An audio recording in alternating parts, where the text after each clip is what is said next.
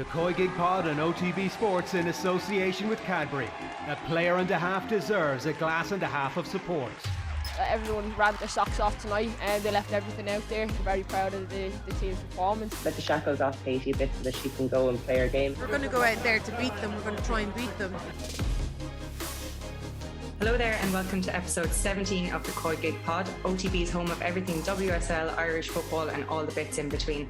I'm Karen Duggan and we didn't scare her off just yet. Back alongside me is the one and only Ruth Fahy. Before we get started into our football chat, how was your weekend, Ruth? My weekend was actually not very busy, which was amazing. I was getting ready to start a new job today, so I'm very time tired. to watch loads of football is what I'm hearing. Yeah, sorry. So... I watch loads of football. Brilliant. Yeah, We'll be helped out by Emma Carroll a little later on. So Emma will whip us into shape with her WSL Team of the Week. And after that, joining us all the way from Florida, Ireland's 2021 PFAI International Women's Player of the Year, Heather Payne, will be joining us. But first of all, let's get back to this weekend's action. We'll start with the Women's National League here in Ireland. Probably the standout game that everyone was looking forward to was Shells and Wexford, just to kind of like gauge how each of them are going. Both favourites for the title probably, but maybe had a slow start to the season for both of them. So that was obviously disappointing. So I guess we'll move on to the other game. Nothing too much of note. Payne, Galway. What did you make of that one, Ruth? Yeah, well, I would argue that most people were actually looking to this one to see would you? How it was going to go. Because there's a little bit of a build-up and everything, and obviously there was a bit of bantering out from the Galway admin on social media. All right, yeah, it didn't go like unnoticed. You're very sensitive. You're a very sensitive bunch altogether. But really, that was a terrible move because obviously you went down and absolutely dominated. I saw most of the first half. I was double watching between that and the rugby. Not going to lie. I thought Chloe Maloney's goal was brilliant. I thought it was an unbelievable header, and I saw Steph's goal. I just played it back. But yeah, tell me, how do you feel it went? What happened to Bali? You know what? It wasn't actually a 4-0 difference. I actually think that neither keeper was overly busy. It's just that we were clinical when we did get the chances. I wouldn't be reading too much into it this early in the season, but obviously it was good for us to just kind of get that monkey off her back. I do think we were a bit nervous, and then we kind of saw the banter and stuff on Twitter, and we were like, okay, let's just go out and play this and just try and forget about last season. But yeah, look, it was a good performance. It wasn't pretty. Like, conditions made everything pretty bad. I think the Bows and Athlone game, they shared the spoils. The conditions in that game looked really, really tough. So a really tough slog for them, and a well-earned draw for both of them. I don't think either would be disappointed with that result. No, I thought, just seeing that lined up, I thought that'd be a tight game. And from all reports, it was. I think Bows may have had a couple more chances, but the conditions were absolutely wild and miserable. I think they're worse in the east than the west, which rarely happens. But nothing too surprising there. I did have eyes then on the Sligo game. There's a first home game, obviously, in the showgrounds, and they got almost 1,000 spectators there, which is really, really impressive and a good sign of things to come there. They're obviously building and doing the right things. But ultimately suffered a 3-0 defeat from DLR, who are going to be strong. I know it's only 2 games in, but you have to say the depth in that squad, the firepower up front, something there. Yeah, definitely. A lot of people are pegging them as ones to watch.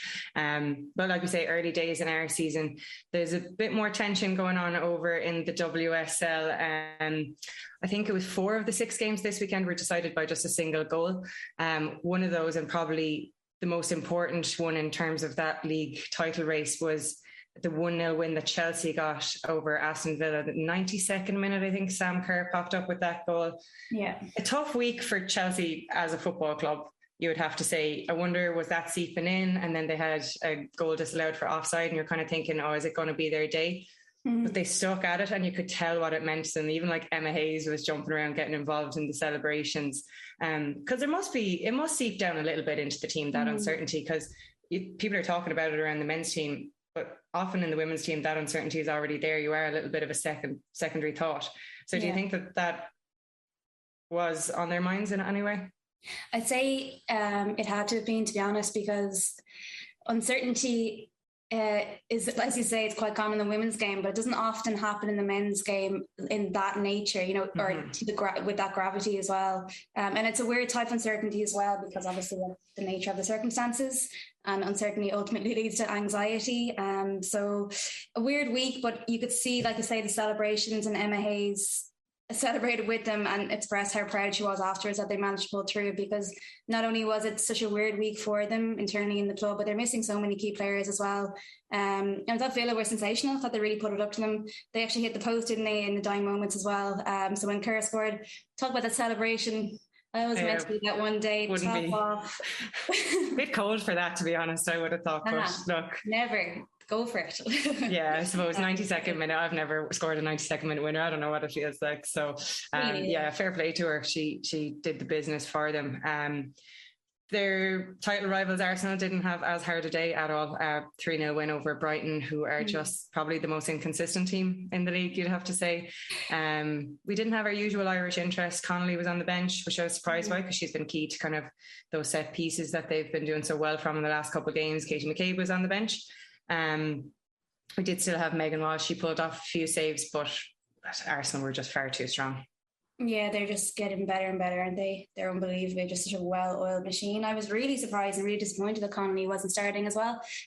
She's been so good of late as well. So I actually could have been, I know it's 3-0 at halftime, could have been 6 or 7. Megan Walsh was outstanding. I don't know if you caught some first saves, a couple of double saves, just really strong. Couple of good blocks with their feet as well. Definite contender for team of the week. Blacksinius again getting better and better, and Miedema, I don't know, she's just an enigma. Yeah, that partnership, like, because people spoke about that partnership, they were like, oh, will this take away from Miedema's game? But it hasn't in any way. Like, when you have two world-class strikers, they're going to complement each other realistically, unless there's egos involved. But they're two very hard-working players, as well as having an abundance of talent. Yeah, and there's definitely ego there, but it seems to be managed in the right way. And the way they linked up, in the first goal, I don't know if you saw the little nutmeg from Miedema. Just teed her up with the movement from Blacksinius to actually get in a position to finish as well. Yeah, they're just a beautiful. Is it a little bit of a warning shot for Ireland playing Sweden now in their next international window? Do we pay special attention to Blacksinius? Is that even possible? Is that possible to even pay special attention to her? I don't know. Obviously, ideally, we don't want her scoring 2 goals and playing in the form she's playing in is not ideal, but the task will already be so enormous that I don't think that'll add too much to it, Yeah, it'll be a big one. What another that probably really interests me is that fight for the third spot. So City and Spurs. City on the kind of comeback trail, Spurs, who started really brightly in the league, kind of on a little bit of different trajectories. It was a tense game, but again, Caroline Weir was the one who was the difference, and she's scored, I think, her 5th goal in 4 games. So she's really stepping up for Man City when they need her most. I wouldn't be surprised if they pipped that third spot. Now we'll talk about Man United as well, because they're very, very strong. But City, they're nearly back to their old selves, nearly back to their best, and they still have a couple of injuries to deal with.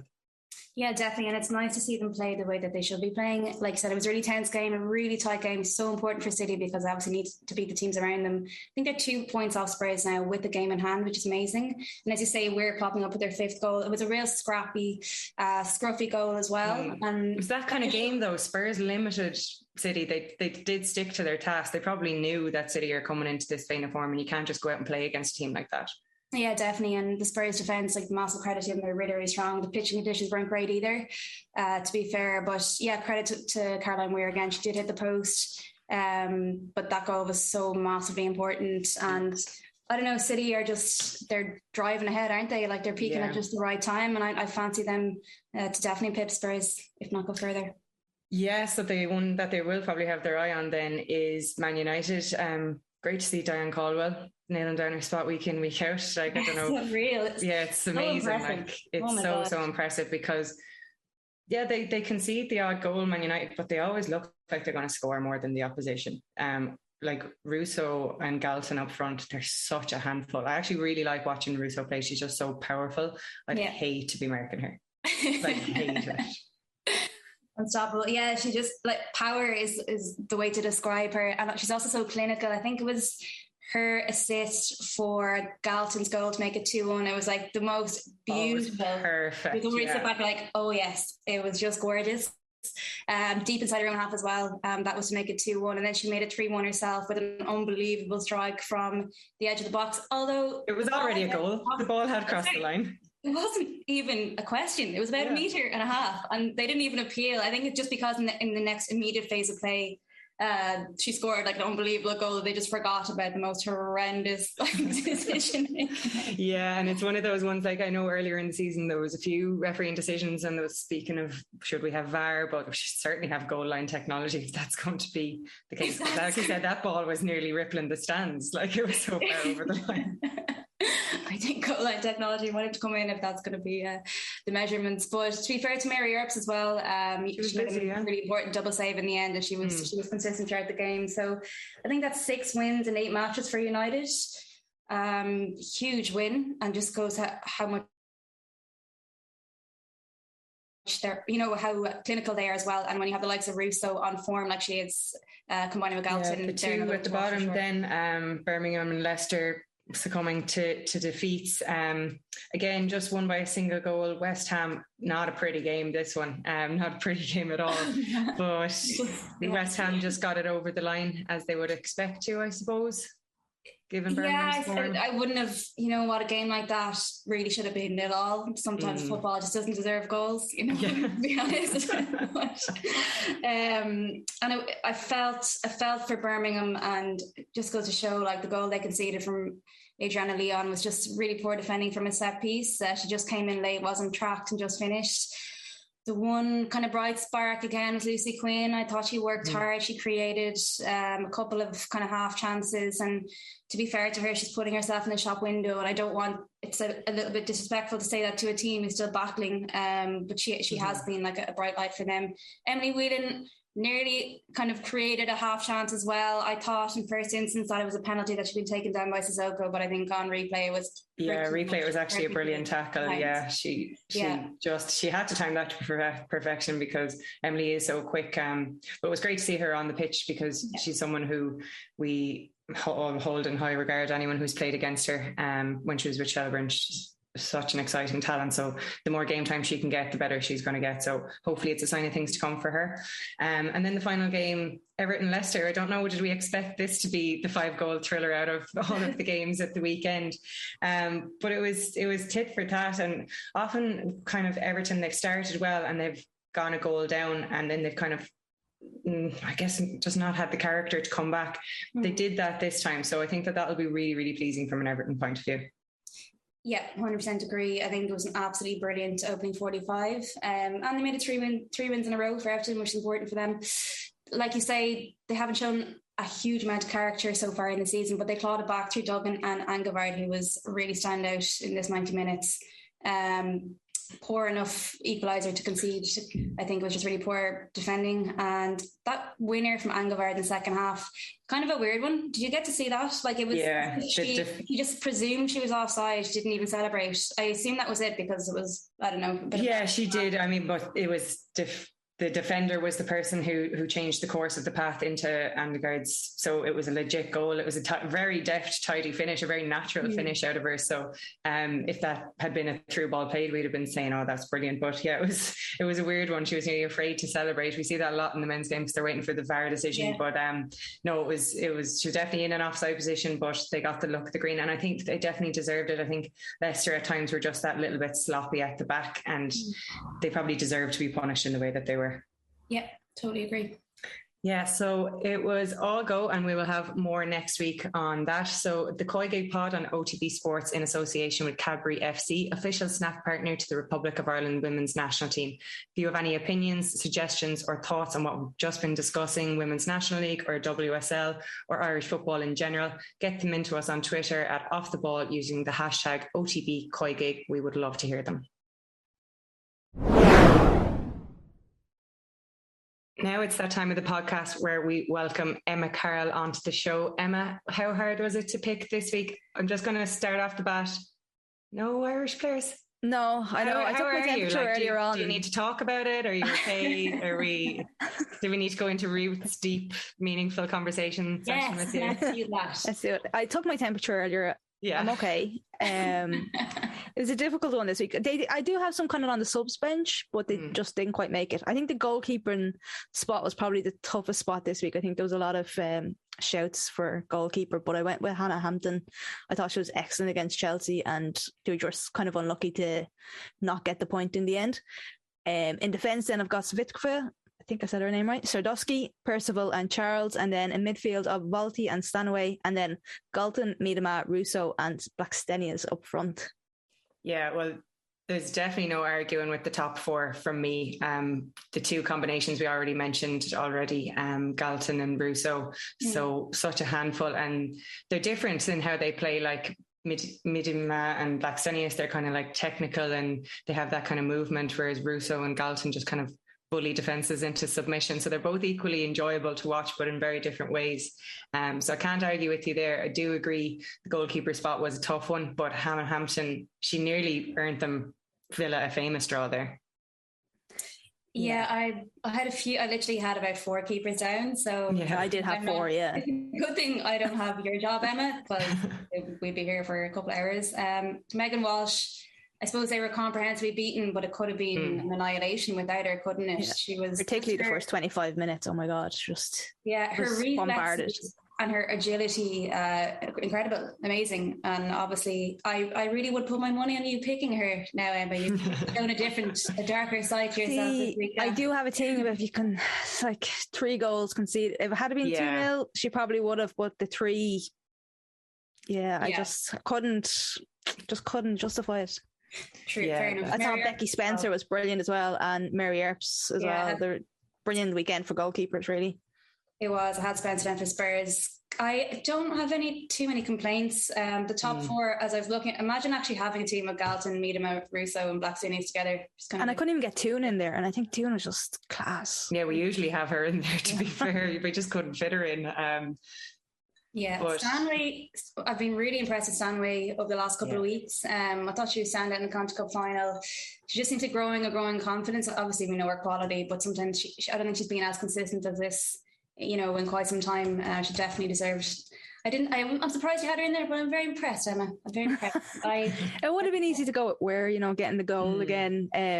It's probably the scrappiest goal she's ever scored, I'd say. But no, I thought Stanway was really good, and City had so much possession as well, and so much went through her that it was actually a really good City midfield. The 3 of them, Walsh, Stanway, and Ware were all excellent, really.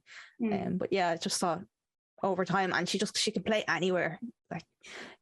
Really raging that we didn't get to see her in goal that time a couple of months ago when she had the jersey ready to go just in case. But I think she earned her spot. And then I think Valti her work goes unnoticed, I think, a lot of the time, because Arsenal have so many quality players around, and Little probably gets so much of the plaudits a lot of the time. But Valti just protecting that back 4, going about it quietly, and just some of her passing as well at the weekend, I just thought was excellent. Yeah, it's interesting you say that, because you could, if you wanted to, you could probably justify having Kim Little in the team of the week every week. And you're right, the attention does naturally gravitate towards her. And I think maybe my eyes follow her because she's so intelligent in her movement. And maybe you wouldn't even spot how good Welty is beside her.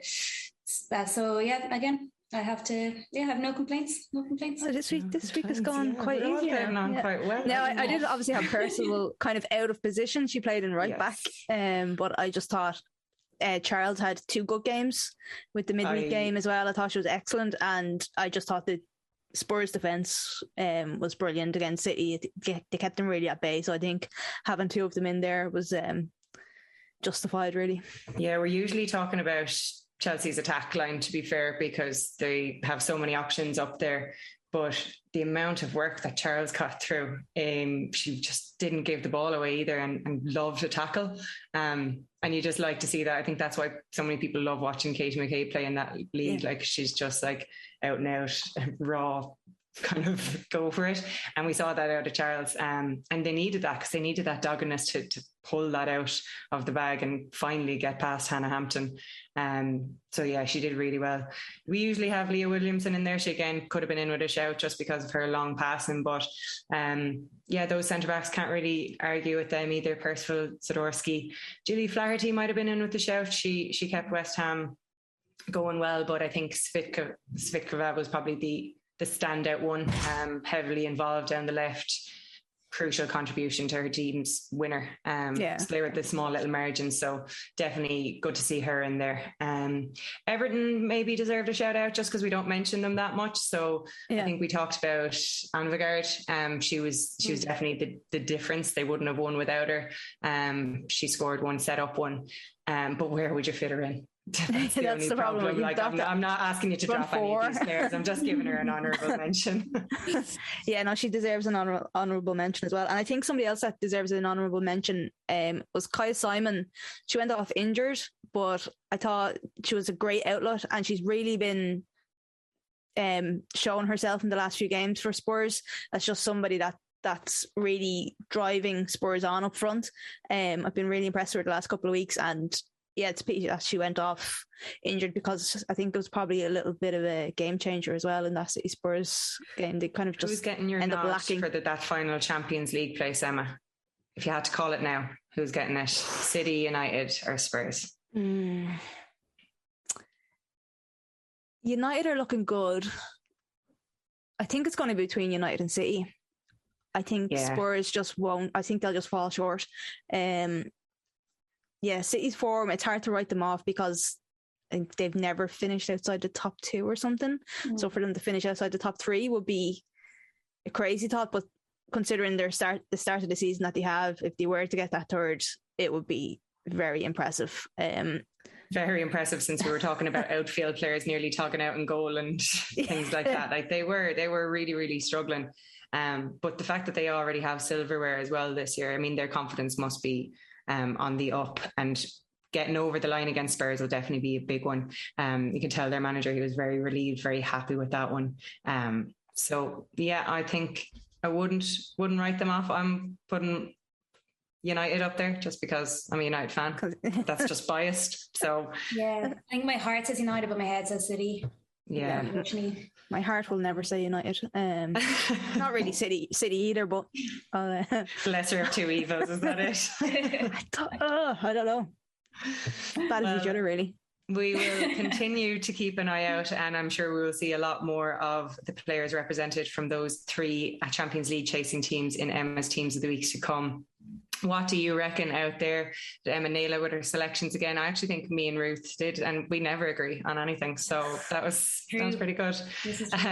But if you felt like someone was left out, if you think Emma should go back to her Irish bias, please let us know on Twitter at Off the Ball using the hashtag OTBCOYGIG.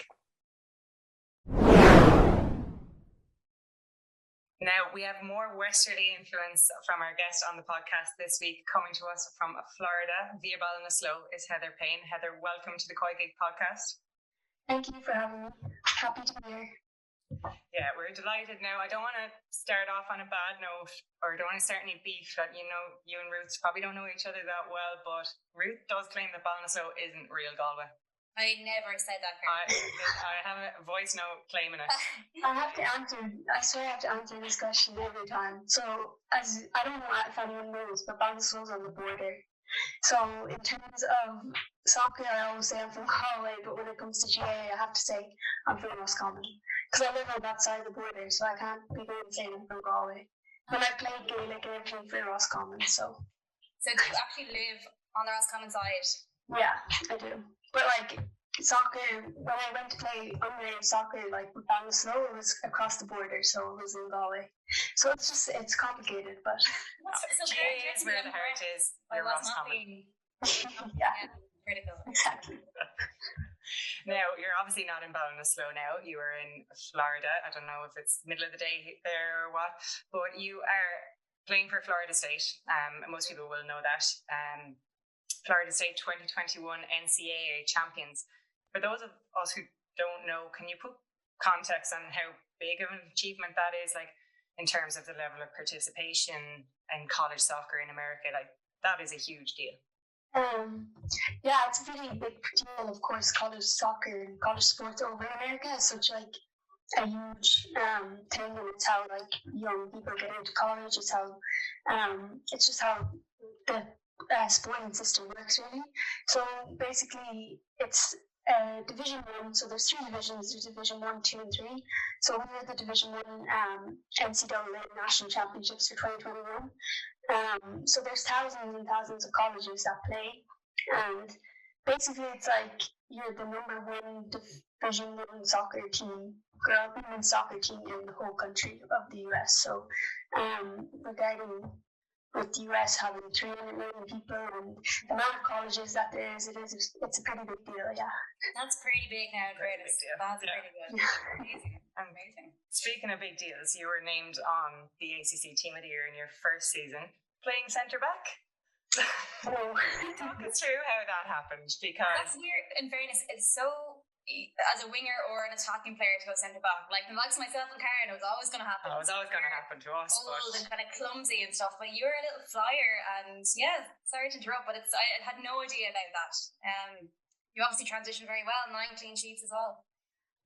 Yeah, so when I committed, I was obviously committing to Florida State as a winger, etc. But I think over the summer their centre back got injured, she tore ACL, so they haven't recruited any defenders. So the manager came to me at the beginning of the season. He was like, "I can see you're good with the ball, etc." And he was like, "We're going to try you out as centre back, and we'll see how it goes." He's a manager. He's known to be very diverse with his players. He changes them around a lot. So if you're going into Florida State as a number 9 striker, you might end up as a fullback. You never know with him. So basically he asked me and he tried me there, and he was happy with me, so I just stayed there for the full season. It was quite an adjustment, of course, because I'd never played centre back. Of course, I'd always been playing my whole life, but yeah, it was a big adjustment, but it was a good experience actually. I'm glad I did it, because it was something that I learned how to defend more, and I don't know, there are things that I would have never learned at being a winger, but I'm glad I'm not there anymore as such as well. We have seen a diversity, you've played in a lot of positions, even say on the Irish team at this point, from wing back to part of a top 2 to an out and out striker by yourself, just literally burning up ground. What was it, Niamh Fahy said? Half human, half horse. Oh yeah. But I'm surprised at that. In terms of your fitness, I think every time we watch an Ireland game, or just everyone who's there is I can't believe how much she runs and how fit she is. And obviously you were playing centre back when you first moved to America, but was there a massive change in just your physicality when you went to America? Did you have to adjust, or did you always kind of have that level of fitness, or is this very much the American way that's drilled into you first and foremost? I do think I've always been someone who's kind of just had good stamina, and I've always kind of had good fitness just from doing cross-country running when I was younger, and doing swimming and doing 10 different sports at once. So I think that's kind of stuck to me. But of course, I think over the years I've been in America, I think my fitness has gotten better, and even just physicality, and they're very good at working on it, your running gait and everything. So I think even in terms of speed, I think I've gotten a bit quicker. But I think personally, I think I've just always had, I don't know what it is, but I just had a good pair of lungs, I guess. But yeah, so of course America, you hear they're very much into fitness and strength, and it is something they focus on. But yeah, for me, I think I'm just lucky that way. I don't know. I'm good. I have good stamina and stuff. So you're being modest there, Heather. You're definitely lucky, but you're also very, very, very, very high work rate as well. Talk us through a little bit of preseason. I know that American colleges are notorious for a really, really intense preseason. I was there for one semester or 1 year. It was 3 weeks, and we literally trained 3 times a day. You'd be going home, taking a really brief nap for 10 minutes, and going again. Is it very, very intense, or? So basically, our season starts at the end of August, so our preseason is actually kind of short. It runs from the beginning of August to the middle of August, so it's 2 weeks, and you'll just train twice a day. And when you come in August, it's not so much. I know there's different colleges are different, but what I like about our college is that we just kind of focus on the technical sides of things, and football side of things, which is like good. Those 2 weeks in August, you come back, you're kind of expected to come back fit. So we'll do like a fitness test the first day, and you have to get like a certain level. For example, it's like 40, and if you don't pass that, then you're just like considered you haven't worked over the summer and kind of frowned upon. So you kind of don't want to be coming back unfit. But for those 2 weeks, it's very tiring. You train twice a day. You go and you train in the morning, you come back, you nap like you said, and then you go again in the evening. But then you have like in spring, starting from January to April, we'll start. It's like kind of like an off season, but not really. You play like a few friendly games, but that's when they really focus on like your fitness and your strength. So then you'll be training like double days at the beginning of spring, so for January and February, and you'll be training like one day it'll be like training, and then it'll be like conditioning, or it'll be training and lifting for like a whole month straight, or a month and a half straight, until you can train with the team then again. So it's a very different system as set up to like anywhere else in the world, I guess, because it's such a short season from August to December, and then you're finished, and then you just start back in spring again, and it's like a very long preseason. So it's very interesting, but I don't know, it's very different. I prefer to have like whole year round how it has been everywhere else, really. But it's good. It's nice to have the spring to work on things that you need to work on, whether it's technical or like fitness or strength. So it's good. Yeah. Is it still a rule where you're actually not allowed to touch the ball for a certain amount of weeks? Like, I don't know if that was like a college or whatever, but it was just gym only until a certain date, and then we're back out on the pitch again. There's like a rule. It's not exactly like you can't touch the ball, but there's a rule that for the first like month, say for January, it's called like 8 hours, so you can only work 8 hours of the week with coaches, I think. So we're put into individual groups, and we'll go and train for like an hour, and that'll be it each day. And then it comes to like mid-February, and it's changed to 20-hour weeks, where then the team gets back together. So you might see some of your teammates, not see them, but you might train with some of your teammates for like a whole month, just based on like, I don't know what group you're in for training and stuff. And the team doesn't train together then until like 20 hours, like I said. So it's strange, but I guess it's just the way they do it over here. Yeah. And I want to ask you quickly about your course. I'm not going to get too into the worry, Karen. But you're studying dietetics. By Ruth Fahy. Is it dietetics you're studying? Yeah, that's it. Yeah, studying dietetics. Okay, what year are you in? I'm junior, so it's third year. Very good. In one of my midlife crises, I actually studied dietetics. In Trinity and DIT. I did a year of it. It's unbelievably challenging. It's like a really, really tough course. But I kind of wanted to go to the sports nutrition side, and it was very much general science. Is that your hope to kind of go on to specialise in sports nutrition, or is it more general clinical nutrition? No, so I'm still trying to figure it out, but I think that's what I like about dietetics. You have so many options, you're not just like given this is what you have to do and that's it. So, but I'm hoping to go into the sports side. Once I finish, I'm going to try play somewhere for a while, hopefully when I finish, and then try join the team and, I don't know, become a sports dietitian.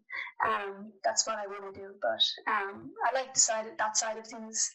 We're learning a lot in classes and stuff, so we're learning like the different things you can go into. So sports is definitely something that I'm probably most interested in, of course.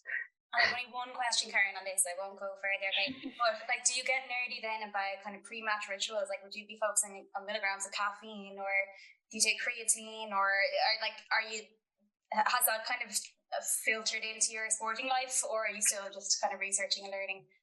I'm still learning, of course, but I've learned that caffeine isn't actually as bad as people say before games. Yeah. So I've always had coffee, before a game, and I think it's nearly everyone's pre-match ritual. So I definitely continue in that, but I haven't come up with anything else so far. Okay, well we'll watch this space. We'll You didn't go straight into college, so obviously I joined Payne, so you decided to leave. And you went to Bristol. Was it ever in your head that you would just stay playing football, or did you always kind of have America in your mind or have college in your mind?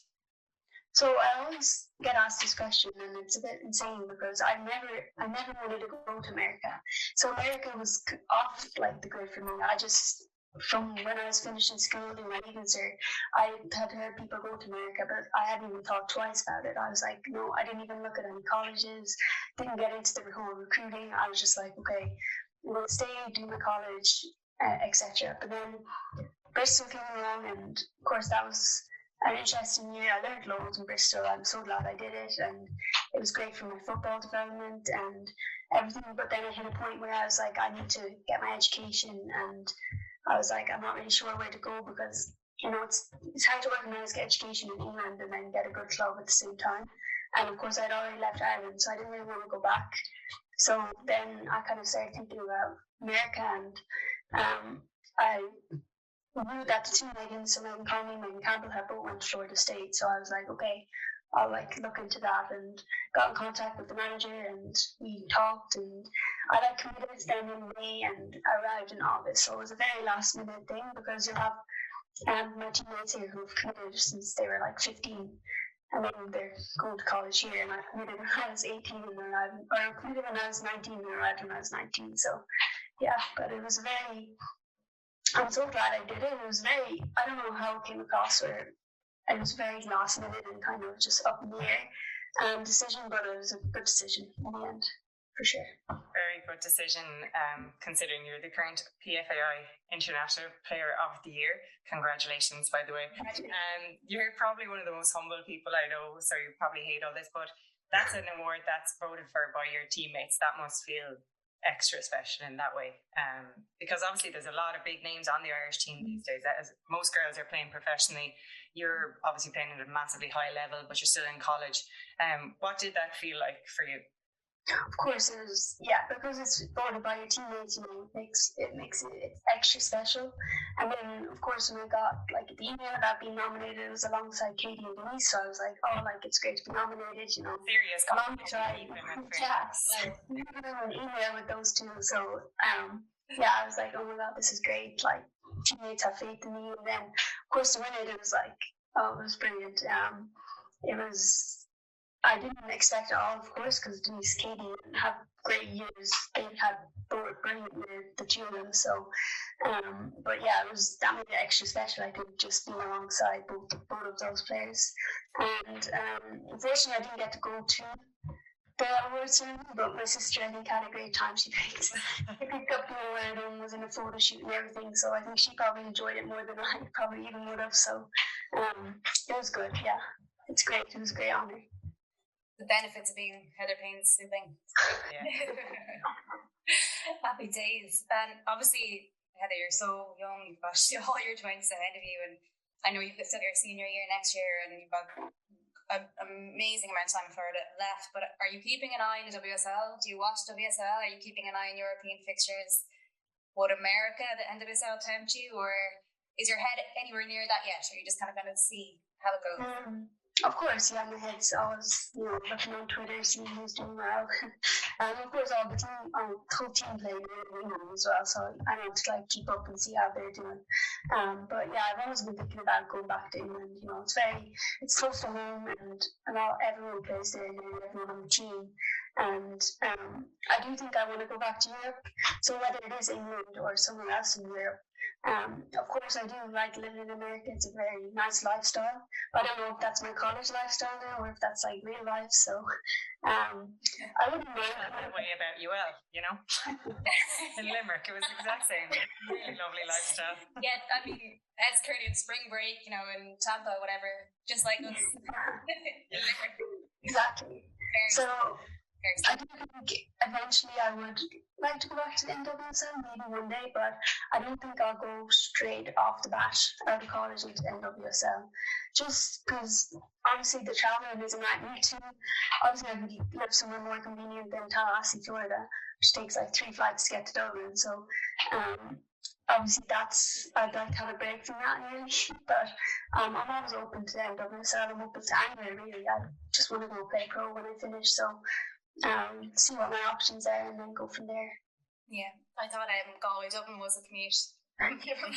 That's a serious commute. What's it like then flying in for camp, for Irish camp, is it like, do you feel jet lagged when you arrive, or is it just your super lungs just kick into gear straight away? She gets tired. She doesn't tired. She has her caffeine down to a T. No, I wish. If you ask any of the girls, I'm always out of it the first or second day. I'm always so jet lagged. I still haven't got the hang of it. And you'll have Denise, and Denise will be flying the first day of training, and they're trying to keep up. So I still have to get used to that. It's a bit of a nightmare of travel, but it's obviously worth it coming in. I dread it when I'm going, and then when I'm in, I'm like, okay, I'm here, it's great. But yeah, I'm not great with the jet lag yet, but hopefully over time, I've been doing it now. I don't know if I'm going to adjust too well, but yeah, it's a bit of a trip, but it's worth it, yeah. Of course. Do you ever miss Galway/Roscommon? Or are you just too... Do I ever miss Galway/Roscommon? Sorry, I'm referring to your homeland as Galway/Roscommon. I'm trying to be right. Well, let's say Galway. Do you miss Ireland? Do you miss home? Do you get homesick ever?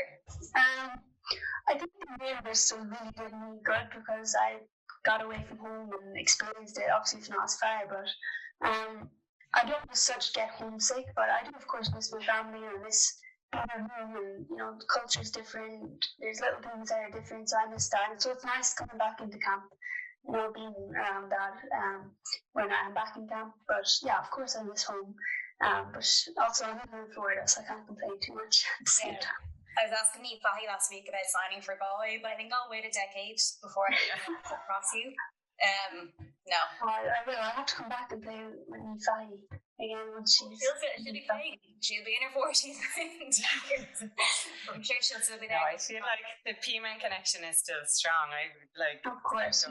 And Tegan Ruddy would hug me by the neck if I didn't mention that today. I need to go back and play. I feel like I'm missing out with Tegan and Zaz, so I'll have to go back and play with them again. You have to play together at some point, so I think Payne is the place for that. The next time you're flying probably will be to camp for the Sweden game. How are you feeling about that? Obviously, you had a really good performance against Sweden. They're an exceptionally strong team. What's the plan for that one, or is it let's get that game over and done with and concentrate on winning the winnable games, we'll say? It's obviously a really important game, the Sweden game. Well, and they're top of the group, so they're obviously expected to win. So I think we're going to go in. We don't have anything to lose going into that game as much as they do. So I think we're going to go in and do as best we can, try to get 3 points, try to get a point, get whatever we can out of the game.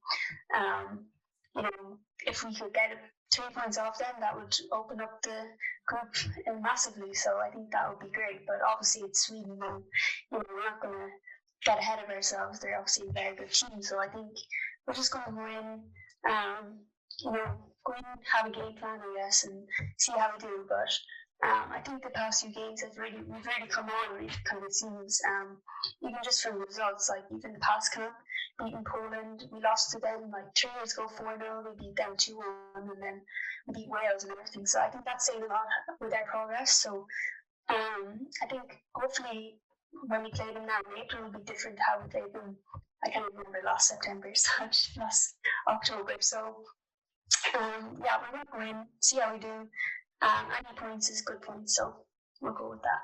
Yeah, and you can feel kind of that enthusiasm of anyone we speak to about this campaign. There is an enthusiasm there that you can go and do the job, particularly that Finland game. I think that gave everyone the kind of belief, because it is hard to just believe based on the past, because we've never done it before, so it's hard to have that confidence, but we really do feel it for you, and we wish you all the best. We are so looking forward to seeing you run probably 18 kilometres or so, or whatever you get through the match against Sweden. Thanks so much for joining us on the podcast. That's all from myself, Ruth and Emma on this week's COYGIG Pod on OTB Sports in association with Cadbury FC, official snack partner of the Republic of Ireland's women's national team. We'll have plenty more analysis, Team of the Week chat and philosophical questions from Ruth next week. See you then. The COYGIG Pod on OTB Sports in association with Cadbury. A player and a half deserves a glass and a half of support.